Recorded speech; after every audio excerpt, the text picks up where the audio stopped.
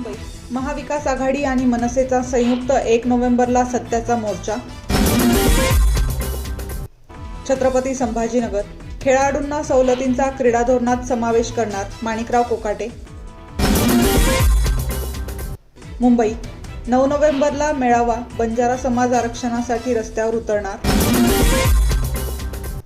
सिंधुदुर्ग उभाठा हा कीड लागलेला पक्ष नितेश राणेंचा घणाघात. नांदेड अजित पवारांच्या भाषणात शेतकऱ्यांचा सवाल, कर्जमाफी कधी देणार. मुंबईत समसमान जागांसाठी शिवसेना आग्रही.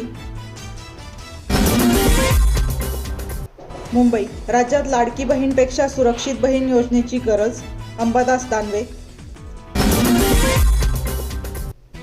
पुणे फटाके वाजवण्यावरून झालेल्या वादानंतर हाणामारी, तरुणाचा मृत्यू.